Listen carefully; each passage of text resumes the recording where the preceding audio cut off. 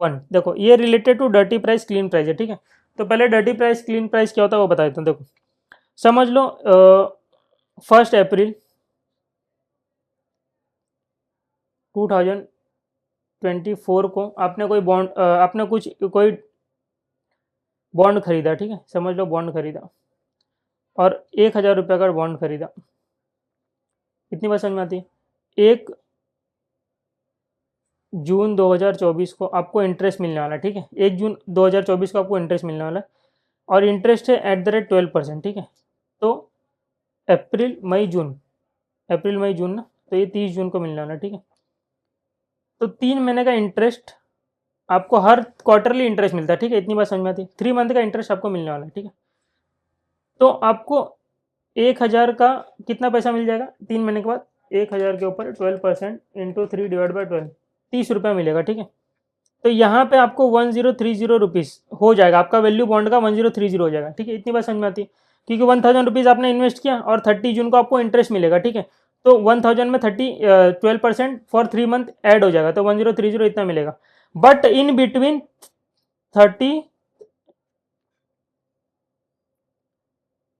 31 मई, ठीक है, 2024 को आपको पैसे की जरूरत पड़ गई, रिक्वायरमेंट पड़ गई, ठीक है, आपको पैसे की जरूरत पड़ गई। अब आपको एक पर्सन भी मिला जो आपसे ये बॉन्ड खरीदना चाहता है, ठीक है। तो आप क्या उसको 1,000 रुपये में बॉन्ड दे दोगे? नहीं सर, 1,000 रुपये में तो नहीं देंगे, क्योंकि 1 महीने के बाद वो बंदे को इंटरेस्ट मिल जाएगा।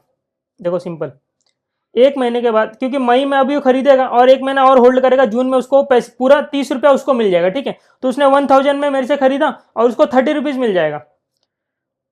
तो ऐसा आप नहीं सोचते हो कि ये अप्रैल और मई 2 महीना जो आपने इन्वेस्ट किया उसका इंटरेस्ट आपका इंटरेस्ट है, वो पैसा आपको मिलना चाहिए? यस सर, बिल्कुल मिलना चाहिए। तो देखो सिंपल, उसको सिर्फ ये देखो 2 महीने का इंटरेस्ट आपको मिलना चाहिए, आप ऐसा सोचते हो, और 1 महीने का इंटरेस्ट उसको मिलना चाहिए। इतनी बात समझ में आती है सर? इतनी बात समझ में आती है। तो 1000 के ऊपर 12% फॉर 2 मंथ कितना होता है? 12% इंटू 2/12 20 रुपीज़ होता है सर। और बचे हुए 1 महीने का 10 रुपये होता है, ठीक है। 30 रुपये का टोटल इंटरेस्ट है। तो ये 20 रुपये का हकदार इसका राइट आपका होना चाहिए, ठीक है। वो तो बंदा एक ही महीना होल्ड कर रहा है ना, वो तो एक ही महीना होल्ड कर रहा है। तो ये 1000 रुपीज़ जो आपने स्टार्ट में पे किया था बॉन्ड खरीदने के लिए, 2 महीने का इंटरेस्ट 20 रुपीज़ होता है और यहाँ का 10 रुपये होता है, ठीक है। एट द एंड तक जो होल्ड करेगा उसी को पैसा मिलेगा, कंपनी बीच में पैसा नहीं देती है, ठीक है। तो 1030 हो जाएगा वैल्यू, ठीक है। बट आपको यहाँ पे जरूरत पड़ गई 2 महीने के बाद पैसे की, आपको ये बेचना पड़ रहा है। तो आप जब बेचोगे सामने वाले को, तो क्या 1000 रुपीज़ लोगे या 1020 रुपीज़ लोगे? आप उससे पूरा 1020 आप उससे लोगे, क्योंकि 20 रुपीज़ इज अक्रूड इंटरेस्ट। आप बताओ, आप बताओ, आपको क्या अच्छा लगता है बताओ? सर हमको तो 1020 अच्छा लगता है। सिंपल सी बात है ना बेटा, ये तेरा कमाया हुआ पैसा है, तो ये तो तुम्हारा कमाया हुआ पैसा है, ठीक है। तो ये आपको ही मिलना चाहिए 20 रुपीज़। 2 महीना आपने होल्ड करके रखा है, हाँ 3 महीने तक होल्ड करते 10 रुपये और मिलता, 1030 टोटल हो जाता, ठीक है। बट आप नहीं होल्ड कर पाए 3 महीने तक, 2 महीने तक ही होल्ड कर पाए, उसके बाद पैसे की जरूरत पड़ गई, तो 1 मंथ नहीं होल्ड कर पा रहे हो, तो आप क्या करोगे? बेच दोगे। आप बॉन्ड को 1,000 रुपये में खरीदे, 1,000 रुपये में नहीं बेचोगे, क्यों? क्योंकि 20 रुपीज़ का अक्रूड इंटरेस्ट है सर। तो ये इसको बोलेंगे अक्रूड इंटरेस्ट, ठीक है। कहाँ लिखूँ, कहाँ लिखूँ? देखो, तो ये तो फेस वैल्यू था प्लस अक्रूड इंटरेस्ट है, तो ये आएगा बॉन्ड का कुछ वैल्यू। अब देखो, अब ये वैल्यू ना कैलकुलेट वो कचरे का काम है, ठीक है, बहुत दिमाग खराब होता है। ये अक्रूड इंटरेस्ट इंटरेस्ट सब ऐड वैड करके ना दिमाग खराब होता है। सीधा सीधा फेस वैल्यू समझ में आता है, ठीक है। ये कैलकुलेशन बहुत भारी होता है, ठीक है। ये तो चलो मैं सिंपल बताया 2 महीने, यहाँ पे आधा पौना 6 महीना अलग अलग चीजें होती है, क्या इंटरेस्ट रेट ऐसा अलग। तो ये कैलकुलेट करने में बहुत दिमाग खराब होता है। इसको बोलते हैं डर्टी प्राइस, इसको बोलते हैं गंदा प्राइस है। इसमें ना सब कुछ इंक्लूडेड है, कचरा है, ठीक है। तो इसको बोलेंगे डर्टी प्राइस। देखो ये कितना क्लीन दिख रहा है, क्लीन दिख रहा है कि नहीं दिख रहा है? दिख रहा है। तो इसको इसके लिए बोलते हैं क्लीन प्राइस। एकदम सही। कितने का बॉन्ड है? 1000 का। हाँ ठीक है। अभी यार मैं 2 महीने बाद जा रहा हूँ यार, एक कैलकुलेट करना पड़ेगा, माथा पच्ची काम है। तो कचरा पानी, उसमें इंटरेस्ट अक्रूड डिक्रूड ये सब ऐड वेड करो, आएगा कचरा वाला अमाउंट आएगा, तो उसको बोलेंगे डर्टी प्राइस, ठीक है। तो कभी भी ये याद रखो, याद रखने की क्या जरूरत, अब तो याद ही रहेगा। डर्टी प्राइस में सब कुछ इंक्लूड रहता है, डर्टी प्राइस में सब कुछ इंक्लूड रहता है, कचरा वचरा सब। मतलब सर क्लीन प्राइस तो रहता ही है, बट बीच में तुमको जाना पड़ रहा है, पैसा वैसा है ही नहीं तो बेचना पड़ रहा है, वो सब ये सब कचरा वचरा हो गया, तो उसकी वजह से सब ये इंटरेस्ट ऐड करना पड़ेगा, और ये दोनों ऐड करेंगे तो आके कचरा प्राइस आएगा, डर्टी प्राइस आएगा, ठीक है। तो इसके लिए उसको डर्टी प्राइस बोलते हैं, ठीक है। इतनी बात समझ में आ गई? यस सर, इतनी बात समझ में। अब देखो, अब हम लोग अब अच्छे से कर लेंगे। देखो अब क्वेश्चन करते हैं वाला, bank A enter into a repo for 14 days with bank be in 10% government of India bonds 2028 5.65% पे फॉर 8 करोड़, ठीक है। सर ये क्या होता है बताते हैं। देखो, assuming that clean price the price that does not have accrued interest, अभी भी मैंने बोला था उसमें अक्रूड इंटरेस्ट नहीं होता है। जो क्लीन प्राइस होता है एकदम क्लीन होता है, डर्टी प्राइस में सब कुछ कचड़ा वचड़ा सब मिला के, मतलब कचड़ा मतलब इंटरेस्ट अक्रूड इंटरेस्ट सब कुछ ऐड होके आपका वो आएगा, डर्टी प्राइस आएगा, ठीक है। तो क्लीन प्राइस इज 99.42, ठीक है। इतनी बात समझ में आती है। And initial margin is 2% days of, हाँ ठीक है, इसकी बात आज में करते हैं। डर्टी प्राइस निकालने बोल रहा तो आप तो निकाल ही लोगे। क्लीन प्राइस क्या है 99.42 है, ठीक है। इसके ऊपर अक्रूड इंटरेस्ट ऐड कर दो, कितने दिन का, देखो अक्रूड इंटरेस्ट कितने दिन का है, 262 डेज का है। तो मैं अक्रूड इंटरेस्ट ऐड करूंगा। अक्रूड इंटरेस्ट फेस वैल्यू पे कभी भी इंटरेस्ट लगेगा, हाँ इंटरेस्ट कभी फेस वैल्यू पे जो भी मिलता है। अब वो आपने ये आप क्लीन प्राइस जो दिया ये आपने समझ लो जितने में खरीदा होगा वो होगा आपका प्रेजेंट वैल्यू पे घींच को जो मार्केट प्राइस है वो अलग बात है, ठीक है। तो फेस वैल्यू पे कभी भी इंटरेस्ट लगेगा, तो इंटरेस्ट आपका 100 के ऊपर लगेगा। कितना परसेंट इंटरेस्ट है यहाँ पे, 10% गवर्नमेंट बॉन्ड है ना, तो 10% का इंटरेस्ट लगेगा, ठीक है। आपका अपने गवर्नमेंट, अभी देखो मैं आपको ये समझा ही देता हूँ क्या लिखा हुआ है, देखो नहीं तो आपको समझेगा नहीं। बैंक के inter into a repo for 14 days के लिए विथ बैंक बी, देखो बैंक ए है ना जो यहाँ पे, देखो यहाँ पे बताता हूँ मैं, जो बैंक ए है ये बंदा ना होल्ड कर रहा था, ये होल्ड करके रखा हुआ था क्या, government bond at the rate 10% वाला, ठीक है। ये बॉन्ड होल्ड करके रखा हुआ था, ठीक है। इतनी बात समझ में आती है सर। बट इसको अचानक पैसे की जरूरत पड़ गई, अचानक पैसे की जरूरत पड़ गई, कब sir, after 260 days, after 262 days, 262 दिन के बाद इसको अचानक से पैसे की जरूरत पड़ गई, ठीक है। तो ये भागा भागा जाता है बैंक बी के पास, बोलता है यार मुझे ना सिर्फ 14 डेज के लिए पैसा चाहिए, वही यहाँ पे बोला इंग्लिश में, देखो यहाँ पे, bank A enter into a repo for 14 days with bank be in 10% government of bond, government of bond बोल रहा, government of India bond 2028 at the rate 5.65%। मतलब कि बैंक भी उसको फ्री में पैसा नहीं देगा, बैंक भी बोलेगा कि भाई तू 5.65% पे। अच्छा यहाँ पे क्यों बैंक भी उससे पैसा ले रहा है, क्योंकि इसमें ऐसा है कि बैंक ए रेपो इंटर किया है बैंक बी के साथ, मतलब बैंक बी उसको रिटर्न भी कर देगा, मतलब बैंक बी से पहले तो पैसा लेगा, ठीक है।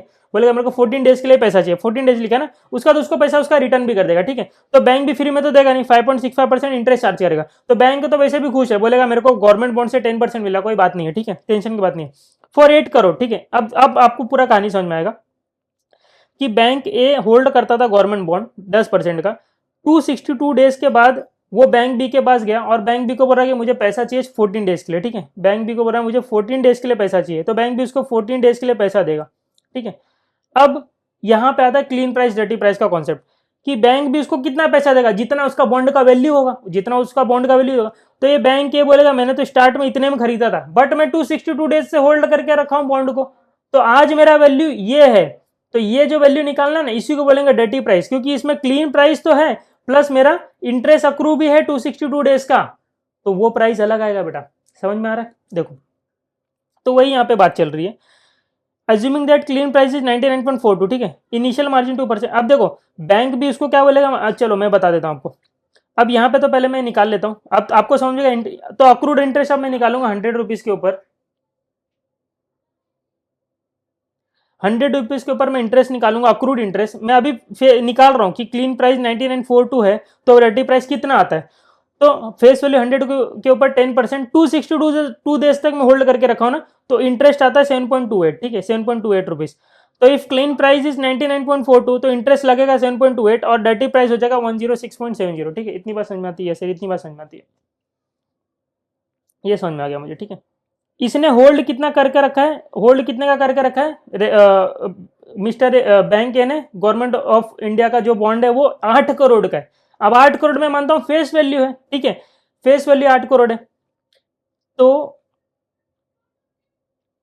जो 100 रुपए का फेस वैल्यू था उसका आज का वैल्यू इंटरेस्ट अक्रूड हो गया 262 डेज के लिए, इंटरेस्ट सब ऐड होके 262 डेज का कचरा डर्टी प्राइस, कचरा प्राइस क्या हुआ 107 पॉइंट कितना 106.70, 106.70, ठीक है, इतनी बात समझ में आती है। तो 8 करोड़ का वैल्यू क्या हो गया रहेगा बताओ, क्रॉस मल्टीप्लाई करेंगे, 8 करोड़ इंटू 106.70, तो 8 करोड़ की वैल्यू हो गई होगी 853.60, ठीक है। तो मैं बैंक बी के पास में जाके बोल रहा हूँ कि आज मेरा 8 करोड़ का वैल्यू ना 8 करोड़ 53,60,000 है, तो मुझे तुम 8 करोड़ 53,60,000 रुपीज़ दे दो। तो बैंक भी बोलता है अच्छा ऐसी बात है। तो बैंक भी उसको बोल रहा है, देखो रेटी प्राइस हमने निकाल दिया, ठीक है, आगे की बात कर रहे हैं, रीपेमेंट एंड मैच्योरिटी की बात कर रहे हैं। तो बैंक भी उसको बोल रहा है कि देख बेटा देख, तुझे ना मार्जिन 2% का रखना पड़ेगा, तेरे को हम लोग पूरा पैसा तो नहीं दे सकते, क्या मालूम तू चला गया तो कल के बाद, ठीक है। तो उसको 853,60,000 पूरा पैसा नहीं दिए, इसमें से 2% काट लिए, तो कितना पैसा दिए, -2%। तो उसको हम लोग ने दिया 8,36,52,800, ठीक है, इतना पैसा दिया। ये फर्स्ट लेग की बात हो गई, ठीक है, फर्स्ट लेग मतलब ये अभी बैंक भी ने उसको पैसा दिया है, तो बैंक भी इसको दे रहे हैं, bank B given to bank A, ठीक है, इतनी बात समझ में आ गई। अब बैंक ए आप उसको वापस से रीपे करेगा, रीपे टू बैंक बी, कितना रीपे करेगा, तो सिंपल सी बात है 8 करोड़ 36,52,800 इतना ही पैसा लिया था, ठीक है, तो प्लस 14% भी देगा, प्लस 14% नहीं सॉरी, बैंक भी ने उसको कितने परसेंट पे लोन दिया था, पैसा कितने परसेंट पे दिया था, देखो ना यहाँ पे लिखा था @5.65% ही, ठीक है, और 14 डेज के लिए चाहिए, और ज़्यादा पैसा नहीं चाहिए, 14 डेज के लिए चाहिए। तो ये 8 crore 36,52,800 is only for 14 days, तो 5.65% लगेगा, बट ये तो पूरे साल का है, तो दिस इज फॉर 14 डेज लगेगा, 14 डेज आउट ऑफ 365 डेज है कि 360 डेज है, 360 डेज बोला कंसिडर करना, 360 डेज, ठीक है। किसका लगेगा 836,52,800 को, तो इंटरेस्ट का अमाउंट, चलो इंटरेस्ट का अमाउंट निकालो, ये इंटरेस्ट का अमाउंट है समझ लो, और प्रिंसिपल भी तो पे करेगा 8 करोड़ 36,52,800 प्लस ये, तो अब इंटरेस्ट का अमाउंट निकालो 1 करोड़ 36,52,800 के ऊपर 5.65% ओनली फॉर 14 डेज, तो ये अमाउंट आया 1,83,803, ठीक है, और यहाँ पे 836,52,800 ये आपका प्रिंसिपल अमाउंट है, ठीक है, ये प्रिंसिपल और ये इंटरेस्ट, तो टोटल पैसा कितना देगा प्लस 836,52,800। समझ रहे मैं आंसर क्यों लिख के रखता हूँ, क्योंकि इतना टाइम जाता है। तो 838,36 ये आ गया आपका 838,36,604, ठीक है, तो इतना पैसा मैं उनको रिटर्न कर दूंगा एट द एंड में। तो देखो पूरी कहानी ये थी कि पहले तो मुझे क्लीन प्राइस और डर्टी प्राइस निकालना था, ठीक है, क्लीन प्राइस दिया हुआ था और मैंने अक्रूड इंटरेस्ट ऐड कर दिया, आगे आपका डर्टी प्राइस। अक्रूड इंटरेस्ट कैसे निकाला, तो 262 डेज का निकाला, क्योंकि 10% का गवर्नमेंट बॉन्ड था, तो इंटरेस्ट कितना अक्रू आ रहेगा, फेस वैल्यू 100 रुपये के ऊपर 7.28, तो मुझे पता चल गया डर्टी प्राइस 106.70। तो मैंने तो 8 करोड़ का बॉन्ड खरीद के रखा हुआ था, 8 करोड़ का बॉन्ड खरीद के रखा हुआ था, फेस वैल्यू मान रहा हूँ उसको, तो 100 रुपीज़ था, ठीक है, तो 106.70 अगर 100 रुपीज़ 106.70 हो जा रहा है, तो 8 करोड़ कितना हो जाएगा, क्रॉस मल्टीप्लाई कर लिया, तो 8 करोड़ 53,60, बट बैंक भी मुझे पूरा पैसा नहीं देगा, 2% का मार्जिन भी रख लेगा, तो ये माइनस कर दिया 8 करोड़ 36,52,800, तो बैंक भी मुझे इतना पैसा देगा, और मैं बैंक भी को इसके ऊपर 14 डेज का इंटरेस्ट दूंगा, ठीक है, 5.65% के हिसाब से। तो प्रिंसिपल तो पूरा पे करूंगा 14 डेज के बाद, और उसके ऊपर इंटरेस्ट भी पे करना पड़ेगा, क्योंकि पैसा लेके रखा था 5.65% 14 डेज के लिए, तो ये इंटरेस्ट, तो टोटल पैसा 8 करोड़ 38,36,604। तो ये पूरा पूछा था रीपेमेंट एट मैच्योरिटी कैसे आएगा, तो रीपेमेंट लाने के लिए पहले दिया कितना हो तो पता करना पड़ेगा ना, तो ये तो पता करना ही पड़ेगा, तभी तो रीपेमेंट आएगा, यही अमाउंट नहीं पता रहेगा तो इंटरेस्ट किसके ऊपर मारोगे, ठीक है, तो ये भी निकालना जरूरी था। तो ये हो गया आपका क्वेश्चन 31 डन।